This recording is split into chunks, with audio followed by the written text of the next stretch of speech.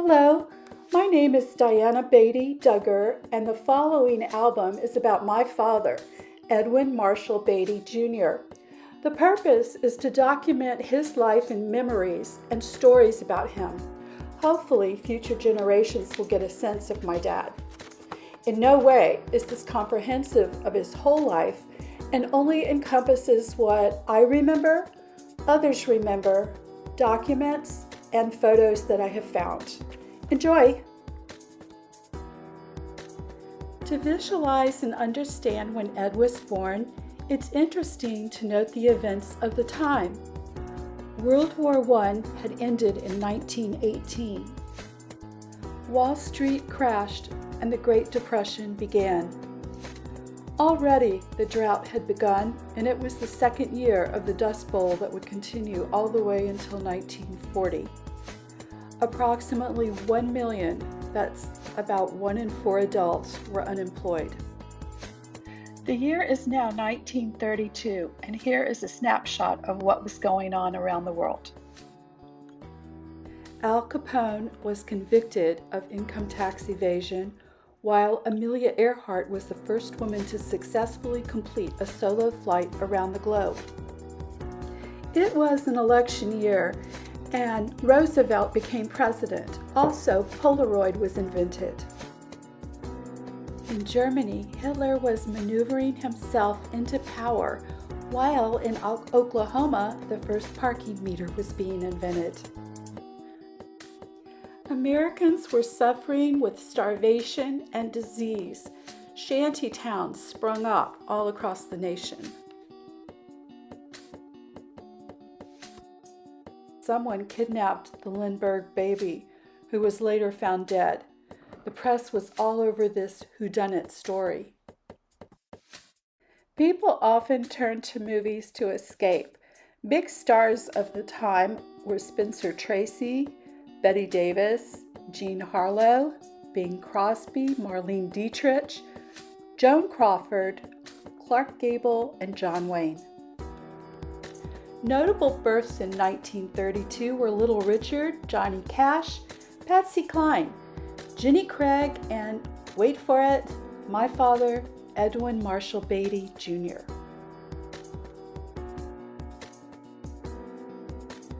Ed's birth certificate shows he was born on August 6, 1932 in Clarksdale, Mississippi. He was a large baby, plump and healthy at 10 pounds. Fortunately for us, his mother lovingly documented his journey through childhood. This shows his first photo being taken. There is a lock of his hair. His parents were Ruby Lawson Beatty and Edwin Marshall Beatty Sr. While a baby, Ed was given the nickname Sonny. He was one of the fortunate ones during the Depression because he lived in a middle-class family. His father had a good job, and he lived in a small town. Ruby was always, in my opinion, the perfect housewife. She could sew anything. As a child, I remember her making me mini dresses. Some had polka dots and others had cats appliqued on them with ruffles and bows. Ruby was a wonderful grandmother. She was a large lady and had soft, white, rose-smelling, powdered skin. Sam and I called my grandmother Bee. I suppose it came from her name being Ruby. My grandparents always ate very well. They had gardens. They had friends with gardens and were always canning, preserving, and storing food. The Dust Bowl did not encompass this part of the country, and these country people were spared for the most part the famine. I have one brother. His name is Sam, and he's 4 years younger than me. Well, most years during Thanksgiving, we would go visit our grandparents. Christmas time, we stayed home, but Thanksgiving was dedicated to driving all the way from Louisiana through Mississippi into Tennessee to see them. It was always bone-chillingly cold and bleak and gray. The cotton would have been harvested and little pokey sticks would jut out from the ground.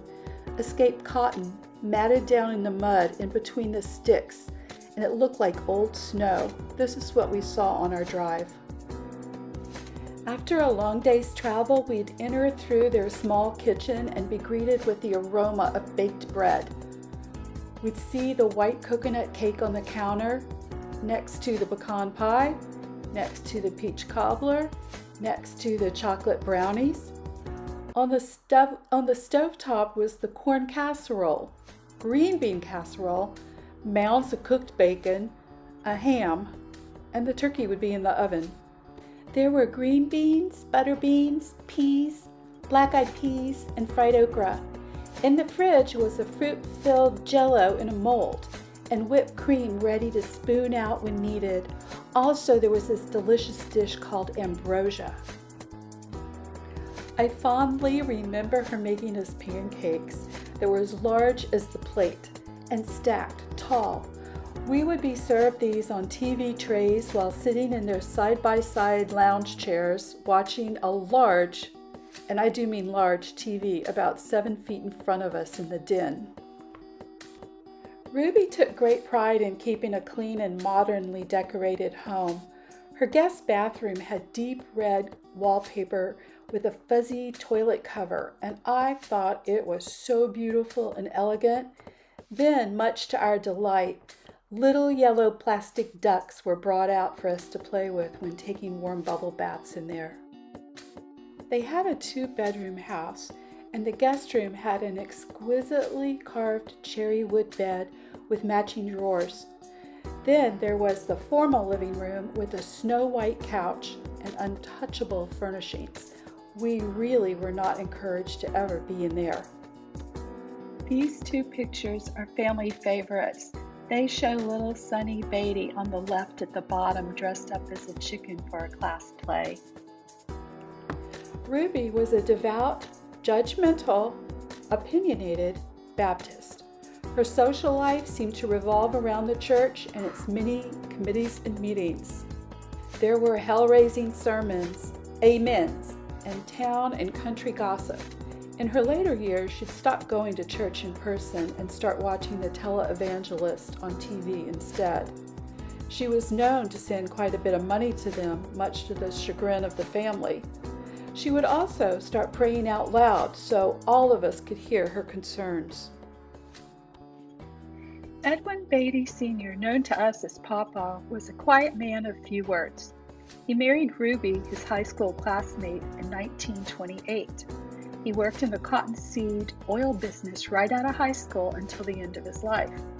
He climbed the ladder, becoming manager and superintendent for numerous oil mill factories, starting in Newton, Mississippi. He was then moved to Clarksdale, Mississippi, and transferred to Moorhead, where he had to pull that mill out of financial trouble, and he did get it on a paying basis. His next promotion and move was to Tiptonville, Tennessee, and then finally Osceola, Arkansas. Sam and I were alive when they lived in Tiptonville and Osceola. I remember Papa as having a gravelly, muffled, low voice. He was bald, like my father would someday be. He wore his uniform, a tan jumpsuit, all the time. He was addicted to Coca-Cola and football. He was a working man, and his hands were rough, grease-stained. I don't recall him ever smoking or drinking alcohol. I recall going with him to the factory he managed.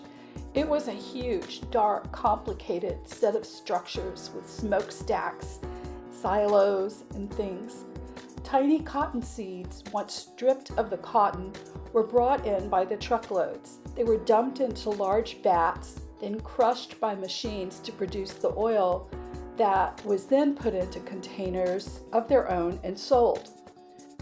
The images just shown are not authentic to this story, but they're as close as I could find to my actual memory of the place. These photographs are authentic. The first one shows a young Sonny with 2 of his dogs. The second photo shows Edwin, or Papa, to the left, standing with other workers. The final photo I have shows Sonny visiting his dad Looks like he's on a scooter. Once we were old enough to be away from our parents, Papa and Bea would take Sam and me with them to cottonseed oil conventions on the Mississippi Gulf Coast. That's the only time I would ever see him wear a suit. Other than going to conventions, I don't recall either of them being travelers. In this convention picture, Ruby is to the left in the foreground and Edwin is to the right. World War II began with Hitler invading Poland in 1939. Because Papa was working in the oil business, he was deemed an essential worker and he was not allowed to join in the fighting. Little Sonny was about 8 years old when the war started.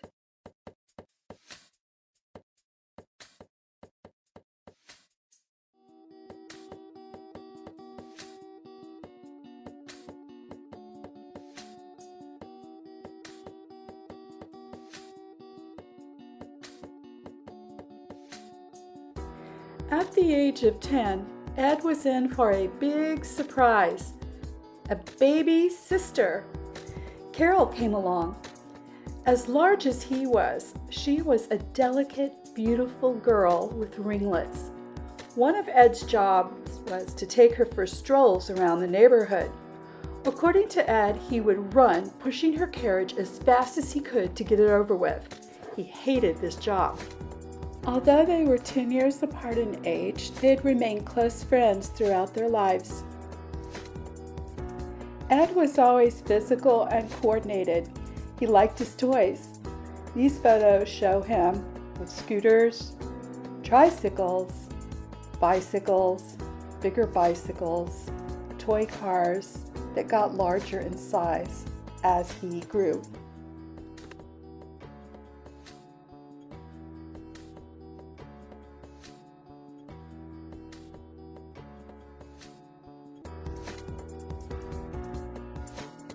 Overall, Ed grew up in a beautiful part of the country and he had a pretty good childhood. In high school, Ed played basketball. In this picture, you can see him at the top. He's number 99.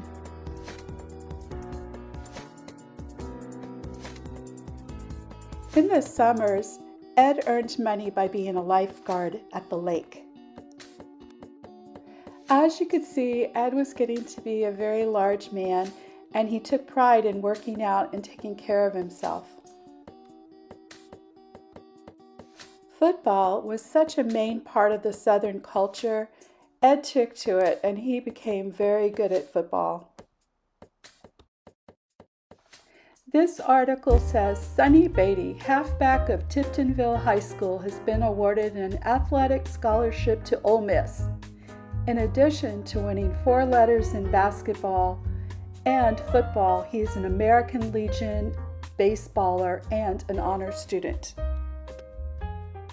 This second article shows where he was also offered a scholarship at Vanderbilt and UT.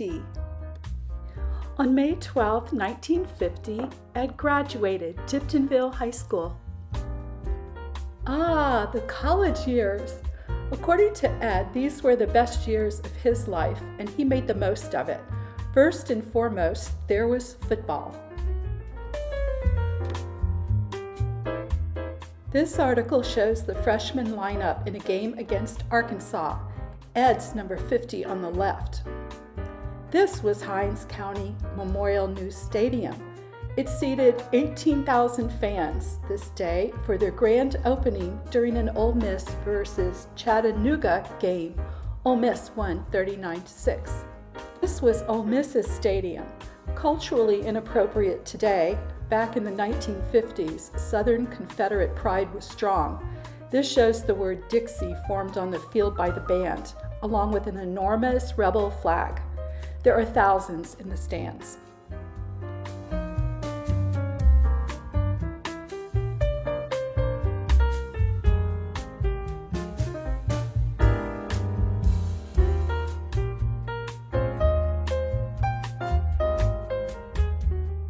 In this football brochure, Ed is number 54 on the left. When Ed was a freshman in 1950, the Korean War began overseas, prompting him to join the ROTC. The war would last for 3 years. This clipping shows Ed at the top left. These were the cadets from the 1954 summer camp. This article reads, Ed Beatty, one of 5 cadets of the University of Mississippi ROTC unit, recently named Distinguished Military Students by the Department of Military Science and Tactics, chosen because of outstanding qualities of leadership, high moral character, and scholarship. Besides football, the ROTC, and his schoolwork, Ed joined the Phi Delta Chi fraternity. Fraternities and sororities at this time and place were a huge part of college life, and one was expected to join and be active. Ed and Margaret, my future parents, met and fell in love during these years. Margaret had an extremely busy life. She was an honor student, majoring in art.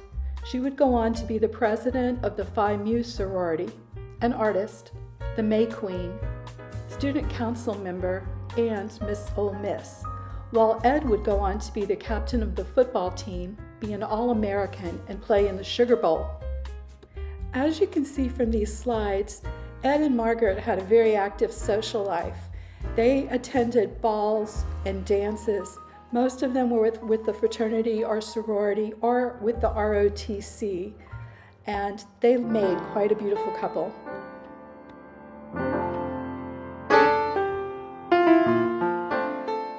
Margaret's full name was Margaret Crook, and she was from Jackson, Mississippi, where she lived with her mother.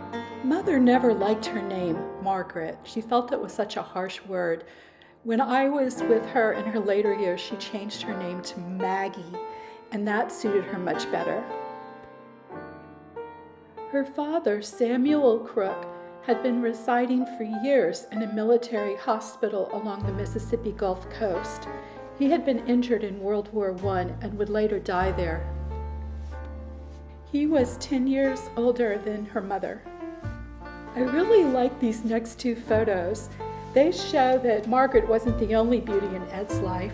Here he is taking his sister Carol to a formal. She was still in high school and as feisty as ever.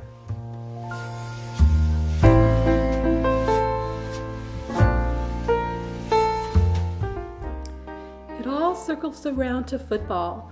These slides that are coming up are all about football, different articles talking about his weight, his size, and how well he played.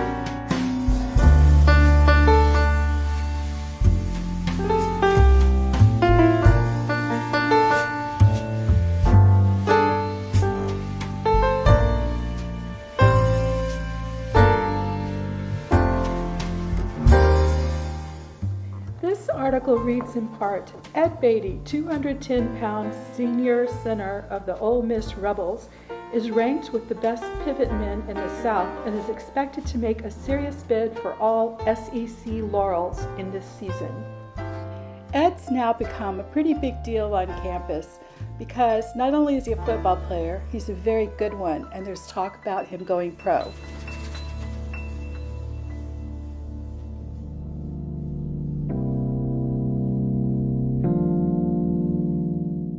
Three university men were chosen for positions on the All-American squad.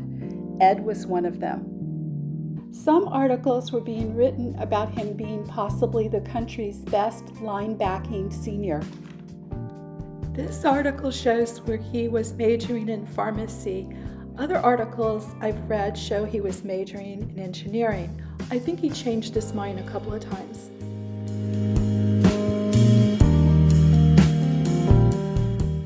That sweet Sugar Bowl.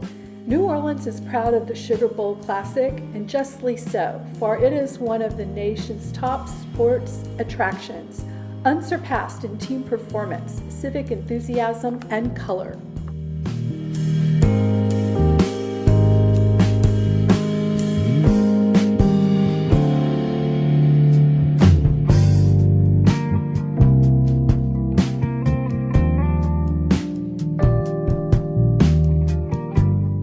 In 1955, Ed was drafted by the LA Rams.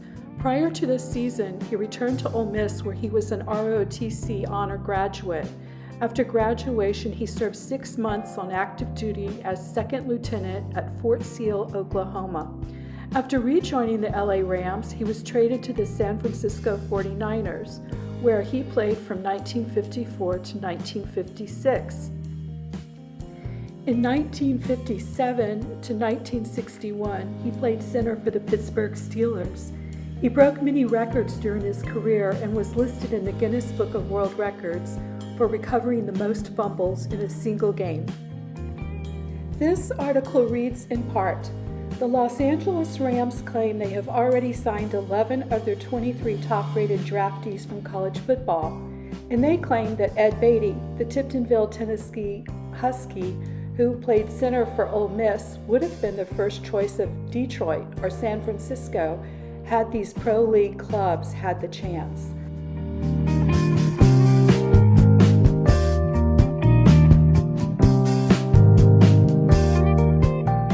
Ed and Margaret would soon marry, and this is her engagement picture.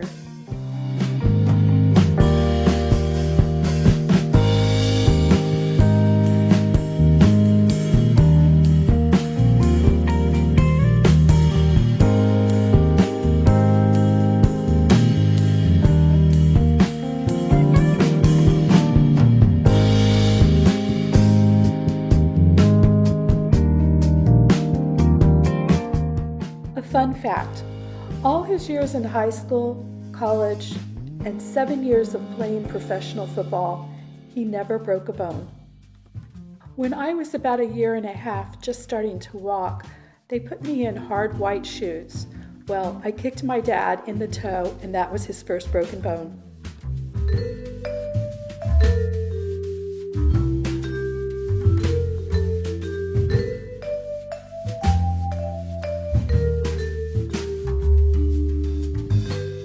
During the years 1957 to 1961, while playing with the Pittsburgh Steelers, Ed and Margaret lived in 2 places. They had a precious little home in Memphis, Tennessee, and rented a place in Pittsburgh.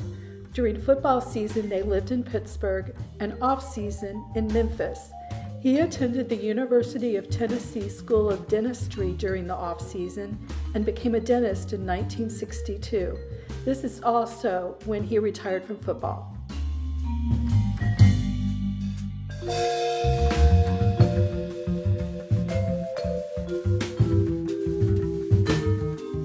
Skipping ahead in time, Ed kept in touch with many of his old football friends and attended reunions. These pictures are when he was in his 70s and attended a 49ers reunion in San Francisco. Another accolade. In 2004, he was given the Bill Wade Unsung Hero Award, representing the University of Mississippi by the All-American Football Foundation. I was born in 1958 when Dad was still playing for the Pittsburgh Steelers. 4 years later, in 1962, my brother Sam came along. My mom had a great aunt that lived there. Sarah Brown was in her 70s at the time, having outlived all her siblings. She was living in the old family estate, a large 150-year-old home, all by herself. As the years had gone by, she sold parts of her land to live on. All that remained now of the once vast property was down to 7 acres. My parents bought it from her with the stipulation she would never have to leave. Behind the big house was a ramshackled, rotting building. It had been one of the slave quarters.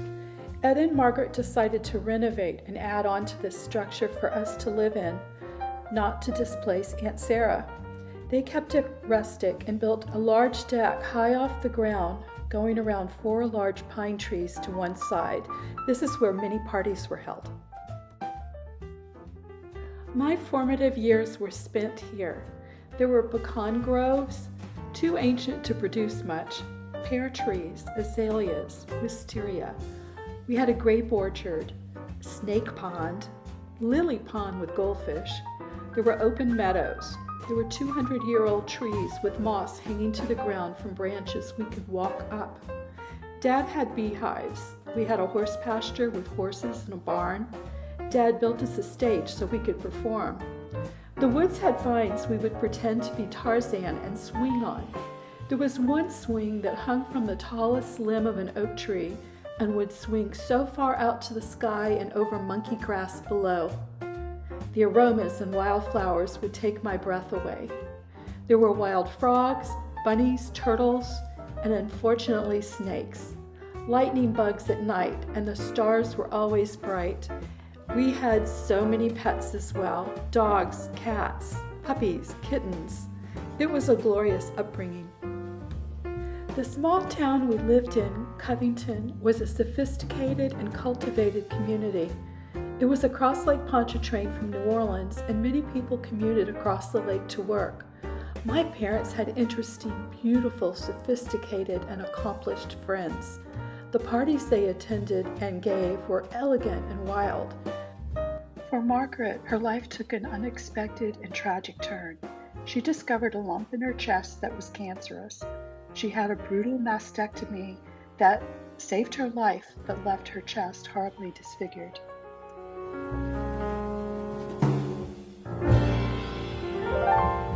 This is a picture of my dad from Mardi Gras. He was on his big horse Dusty.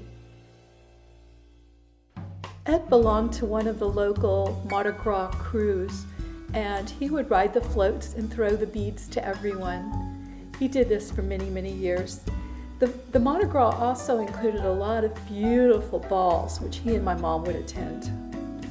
Ed also tried his hand at acting. Here he is when he played Big Daddy on a cat on a hot tin roof. Margaret had her own business, and it was in a renovated shotgun house in Covington. It was called Country Clutter, and she sold antiques, quilts, and handmade items from all across the country. This picture shows her opening the car door. One of her partners is in the patchwork skirt. My dad and Sam are also in the picture. We are headed to the first New Orleans Jazz Festival, where she had a booth. From time to time, we would visit with our grandparents. The first picture shows Sam with Papa with my dad, and then the other two are my dad with his parents.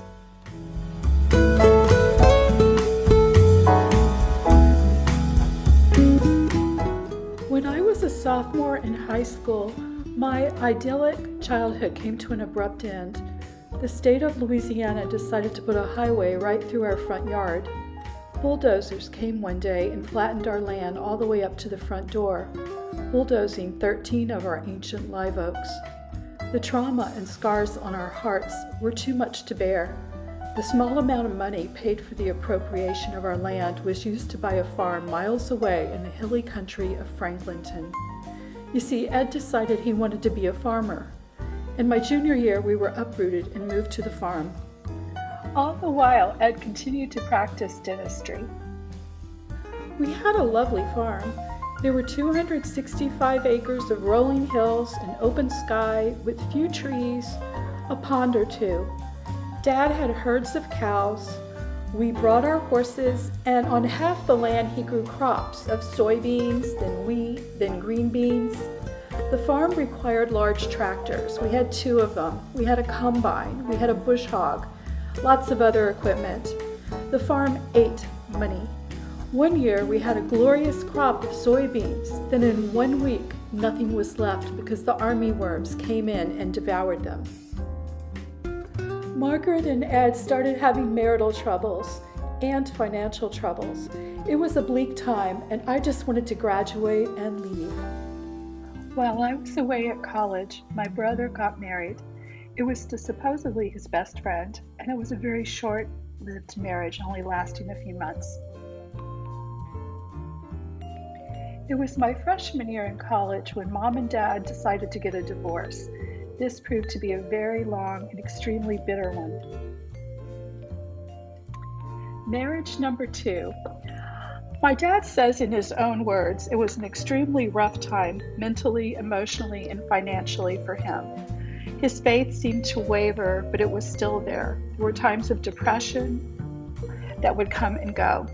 Marriage number 2 was a physical thing and a need not to be alone thing, a big mistake, and it ended in 2 years. In his own words, once again, he had more depression. His mother and father died within 30 days of each other. More gloom and doom. He was going to leave Louisiana and return to Tennessee when he met Galen on a dinner date at the insistence of a good friend. They married later that year, and they spent the next 16 years together, very happy. Galen was a mother of 7 children, one of whom was a classmate of mine and a good friend. She was a devout Catholic, and her husband, after their divorce, was able to have their marriage annulled. She was excommunicated from her church. One particular summer in my life, when I was going through a hard time, Ed and Galen welcomed me into their home and let me just take a breather for a few months. Ed was really happy in this marriage. These pictures show him and my Aunt Carol together. My dad attended my wedding when I got married to Kevin Duggar. These photos show different things that took place for the wedding. Here he is giving me away.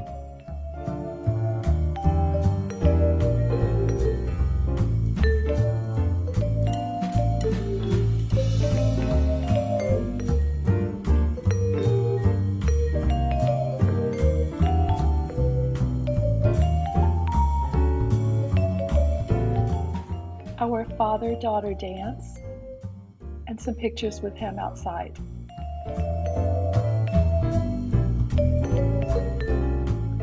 It was awkward having a family picture taken, but here it is. On the left is Jackie Beatty, my brother's wife, my grandfather John Melhop, my dad, Sam Beatty, my brother, and his little baby Devin. My mother is in the red, and next to her, towards the middle, is Estelle, her mother. After baby Grant was born, he was baptized in the Episcopal Church. These show my dad because he did come for that. Galen is with him in this photo. During the last third of his life, I had very little physical contact with my dad.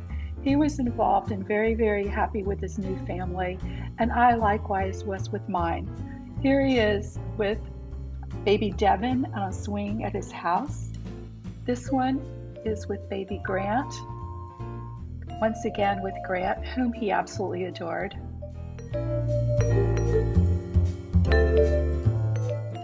This is a picture I have of him with Galen, Sam, my brother, and his wife Jackie. Ed was always a restless soul. He just couldn't quite be happy with what he had and always wanted to do something different, it seems. Here is a house that he and Galen decided to build. It's on a beautiful river in Covington, Louisiana.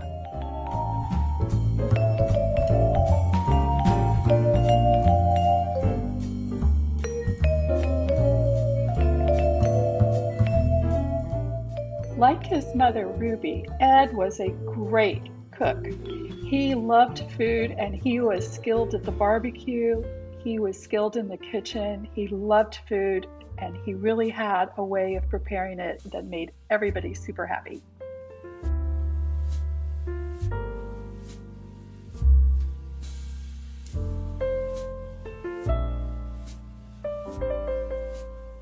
Back when I was a child, my dad and our whole family would go snow skiing in Ruidoso, New Mexico. So he had spent some time on the slopes. Here he continues with Galen.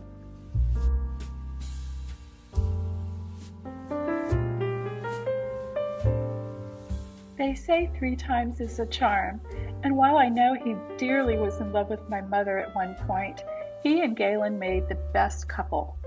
They were so compatible, they had so much in common. You may recall me stating that Ed loved his toys. That didn't stop with adulthood. He always had an airplane as long as I can remember, and he would fly us places as a family. He was a terrible pilot and scared me to death so much of the time. With Galen, it's evident he spent a lot of time on boats, sailboats of friends, and he decided that maybe he and Galen should own a yacht. It's pretty funny, the story actually of the yacht, because they bought it, and on the maiden voyage in Lake Pontchartrain, it caught fire and sank.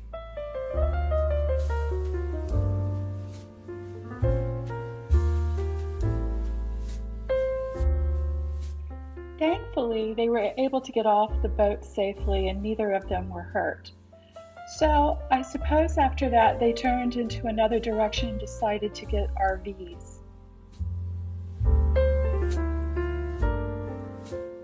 They traveled around the country for a while, and I suppose got bored and sold it. My dad also was into motorcycles. He and Sam would often take trips together around the country. One time, both of them flew to New Zealand and rode motorcycles around. From my earliest memories until his death, my dad loved to play golf, and he was extremely good at it. On a rare visit to see my dad, I remember he and Galen were sitting on the couch, and my dad announced that he had prostate cancer. I absolutely fell apart, and he assured me that they were doing everything they could and it would be fine. However, it would ultimately bring him to his final days. Ed Beatty passed away on June 7, 2008.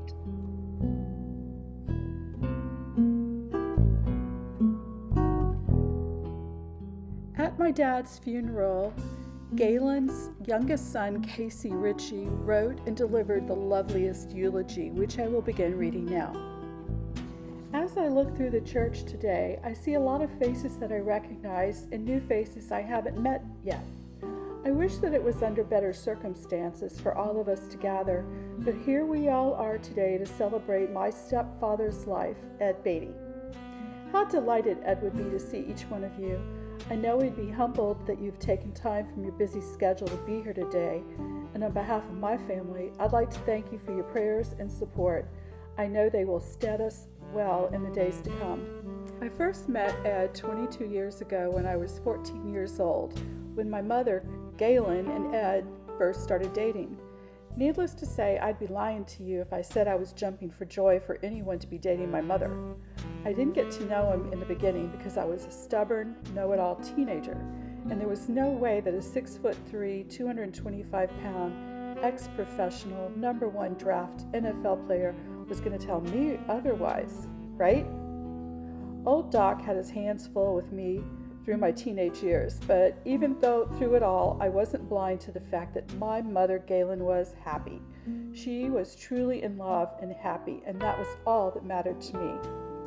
I attended undergrad at Ole Miss, which was where Ed started his academics and athletic journey with the Ole Miss Rebels. It was then that I started to really understand whom Ed was from his athletic accolades, learning about Southern football and tailgating in the Grove on Saturday in Oxford, Mississippi, which he loved so dearly. I thank him for sharing that with me, and I will cherish it forever. I could simply say that Ed was a patient man, but Ed was a very patient man. Many of you might know the Ritchie kids. If not, we can be a tad overbearing at times. When there are 7 siblings, and Lord knows how many grandchildren, nieces, nephews we have, some would say that it could prove difficult to get any airtime to speak. You could say we would drive him crazy, I'm sure of it, but he loved us. Ed was such a patient, virtuous, and loving man that he never let it bother him. He loved my family, and most importantly, my mother, unconditionally, and that was all that mattered to me. Duplicate player. Did I miss any, Mom?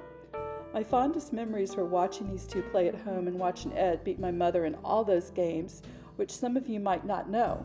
Galen would get so mad at him, it was hysterical. Ed lived the last several years of his life just like his license plate read. Take it easy.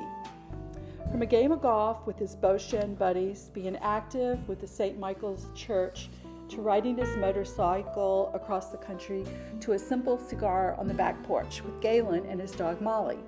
I could be so lucky to live my days as Ed did. I think Ed's regrets were few, and any regrets were overshadowed by his accomplishments. His accomplishments were that of himself and his family and friends. We could always count on Ed to support us in our decisions, and he stood quietly to the side as we achieved our goals. In addition, it seemed that when any of us struggled with adversity and overcame our private battles, he stood there with his non-judgmental, supportive way, applauding us. Ed was devoted and loyal and true to himself. He was always there when you needed him, and he was spiritually honest, fair, and had integrity. He didn't always speak what was in his heart, but his actions showed that he cared. His life was filled with courage, fortitude, and tenacity, and he loved our family unconditionally, and that was all that mattered to me. If we find comfort in Ed's death, it is to realize that he is now free from the pain that plagued him here on earth. While in the end, he may not have been the victor, he will always be our hero. I know that Ed is now reunited with those who have gone before him, and that theirs has been a joyful reunion. I am sure Ed is keeping watch over all of us from above, and I want to say it was an honor and a privilege to have known you. I want to thank you for the life and love you gave me, my family, and most importantly, my mother. We will always remember you, we will always miss you, and we will always love you. Rest well, Ed. You are a gentleman and a gentleman. Towards his later years, my dad wrote a short autobiography of his own life with a focus on religion. Perhaps this was around the time he became an Episcopal lay minister. I'm going to read it for you now.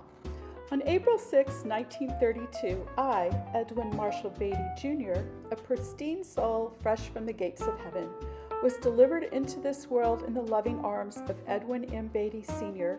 and Ruby Mae Lawson Beatty at Clarksdale, Mississippi at the precise moment of 2 a.m. The first blessing I received was that I was born fat and healthy, with all the working parts and all the essential pieces. The second blessing was that I was born into a Christian home, my mother being a Baptist and my dad a Methodist. As is the norm in the case of marriage with cross denominations, I was raised in the Baptist church. Neither my mom nor dad smoked or drank. The only sinful thing in my mom's mind was that dad loved to go to the pool hall and shoot pool with the boys. They drank beer there and smoked. Oh well, you can't win them all. The fact that the nation was in the throes of a deep depression bothered me not one whit.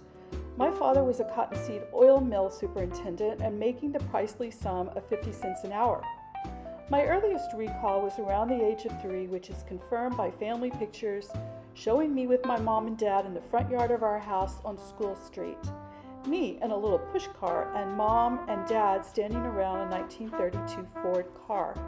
Life was good. I began school at Clarksdale and successfully negotiated the first grade.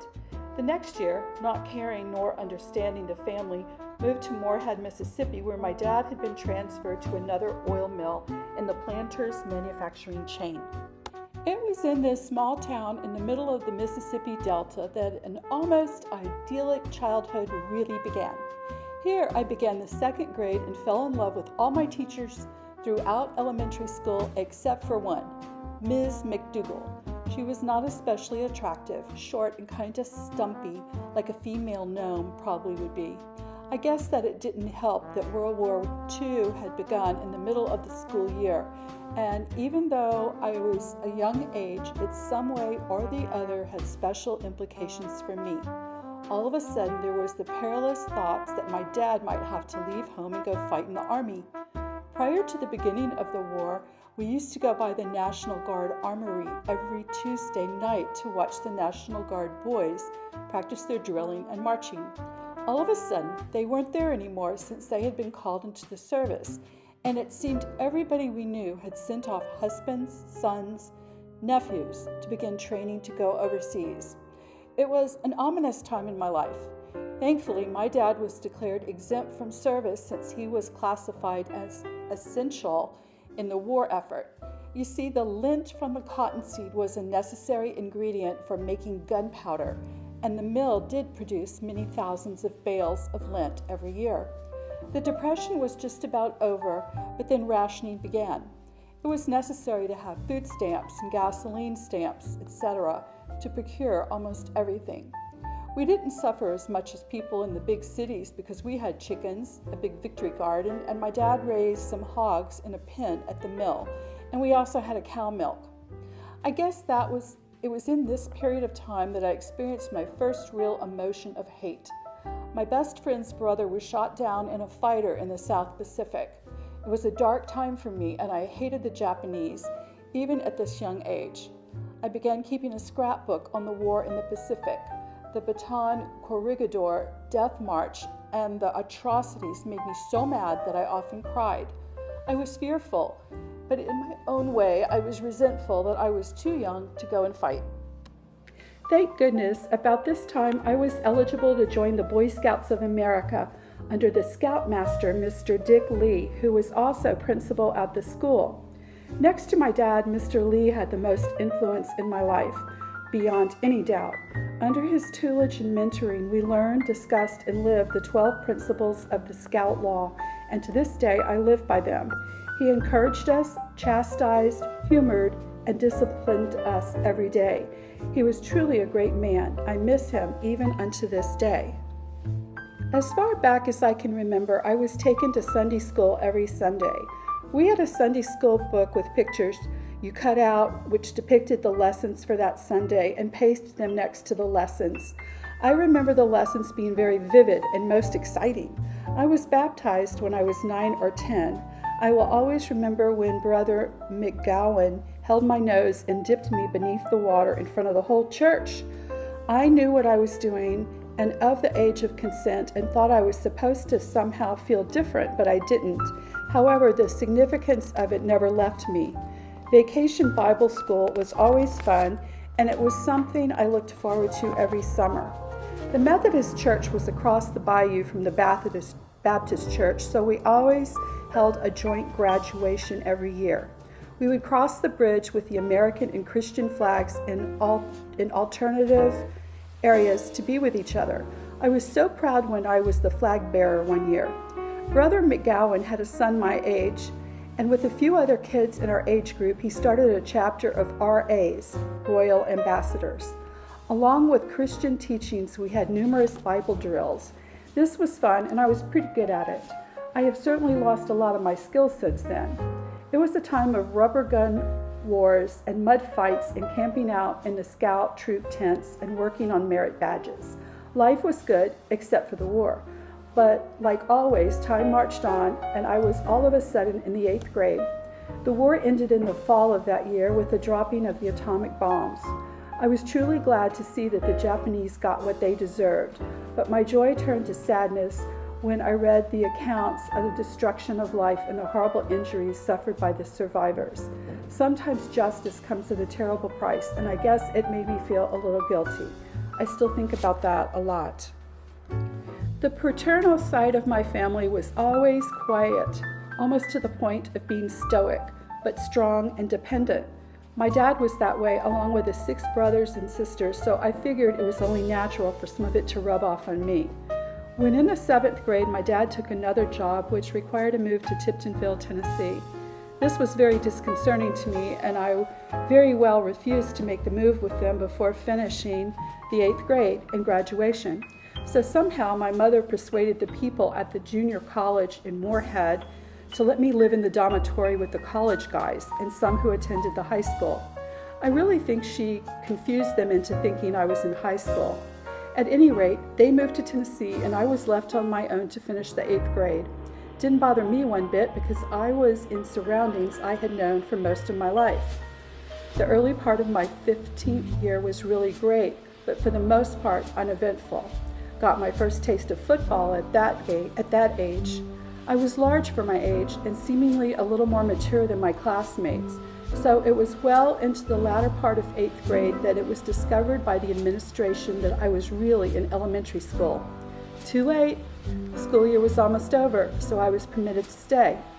Hormones began kicking in, but the female sex was mostly irrelevant at that time. Too many boy things to do. Finally, joining my parents in Tennessee for the beginning of my high school years. These years were typical high school years with sports and a few girlfriends. Mostly, by my senior year, I was a pretty nice-sized guy at 6'1" and pretty skilled in football. Was approached by several schools about scholarships and ended up signing a grant in aid to the University of Mississippi.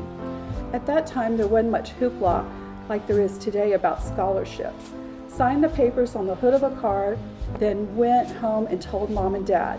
She was upset because she wasn't included at the signing, but my dad was quite proud and did nothing but grin. Started college in the fall of 1950. Thought football was the reason I was there, and I almost flunked out in my freshman year. It took about 30 seconds for Coach Vaught to read me the riot act. After that, I began to take notice of books and girls. Chorea broke out. Wanted to join up right then and almost did and would have, except for the respect for my mother, who almost became ill when I told her I wanted to join the Marines. Coach Vaught also had a few choice words to say about it. The next 3 years were rather uneventful, except for the usual college routine and football games and girls. Seemed to lose touch with the church in this period, but still held to the things that I had learned as a child. Met my future wife at Ole Miss. Professional football was practically unheard of at that time because there were no teams in the South, and TV was practically as rare as a snowstorm. All the teams here were 12 at the time. Sent questionnaires out. I filled them in and returned them not knowing who they all were. Hadn't entered my mind to play professionally. Was having too much good time in school. Being on the scholarship, everything was paid for, including pencils and paper. Went to school every summer and every year for 5 years and ended up with 232 semester hours. I loved college. I heard on the radio as I was driving to Jackson, Mississippi to see Margaret, my soon-to-be wife, something about Ed Beatty being drafted by Los Angeles, but wasn't sure that I had heard correctly. To make a long story short, I signed a contract with the Los Angeles Rams and thus launched my professional football career. Was married in 1956 to Margaret, and she became a professional football wife and moved around the country with me as I was traded to San Francisco, 2 years later to Pittsburgh. It was in the year 1957 that Margaret, who was also Baptist, felt that we had outgrown the dogma and practices of the Baptist Church and made it our choice to search out and take instruction in the Episcopal Church, and was confirmed in 1957 by the Bishop of Pittsburgh, who was an avid Steelers fan. From that time on, I have been a steadfast Episcopalian. In that same year, I was accepted into dental school at the University of Tennessee in Memphis. The next 5 years were quite a trip. My daughter was born in 1958, and I continued to play football and go to school at the same time. 6 months in school and 6 months out. Finally graduated in December of 1962 and moved to Covington, Louisiana in 1963 to set up my first practice. My son was born in 1962 prior to moving here. Joined Episcopal Church and served in the vestry in the mid-60s. Many new friends and a new practice grew. We were introduced to Edgar Casey, the sleeping prophet, and studied about him for several years.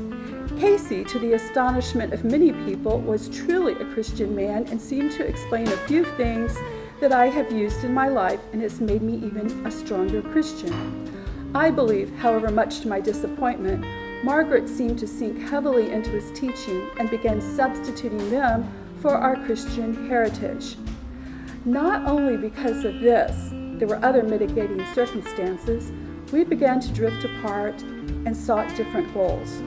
The inevitable result was divorce after 24 years of marriage. It was an extremely tough time, emotionally, mentally, and financially. My faith seemed to wane, but it was still there. Times of depression followed and would come and go. Marriage number 2 was a physical thing and a need not to be alone thing. Big mistake. That ended in 2 years. More depression. My mom and dad died within 30 days of each other. More gloom and doom. Was going to leave Louisiana and return to Tennessee when I met Galen on a dinner date at the insistence of a good friend. Married later that year, and it's been 16 years of happiness. Galen was at the time a divorced Catholic, the mother of 7 children. Her husband was able to have the marriage annulled, and she was excommunicated from the church. Bitter. I got her to go to church with me at Christ Church. Needless to say, she was quite uncomfortable. It was explained to her that she was welcome to take communion at church, but slowly she reconciled to the fact that her faith was between her and God and not the Pope. I transferred my membership to St. Michael's, and I coerced her to attend Curcello number 15, and I think that was the beginning of her love of the Episcopal Church. She is now involved in the Altar Guild and the Flower Guild. Several years ago, I was dispensed as an LEM and have been very proud to serve in that role. My spiritual life is very strong. There is never a doubt. I have many questions and talk to God about them, some of the times to the point of irreverence, but not really. I know He probably laughs at me, and I know He loves me. I have been so blessed in my life. God, so far, hasn't put me to the test. Or maybe He has, and I don't know it because of my faith in Him. Someone asked me one time if I remembered when I realized that I was a Christian and had come to believe in God, if there was a moment of revelation. My answer was no. Since the time of my first thoughts and the beginning of my church life and early Sunday school, there has never been any doubt in my mind about the presence and reality of the divine God is forever. Goodbye for now, Daddy. I love you. Rest in peace. Thank you, everyone, for watching.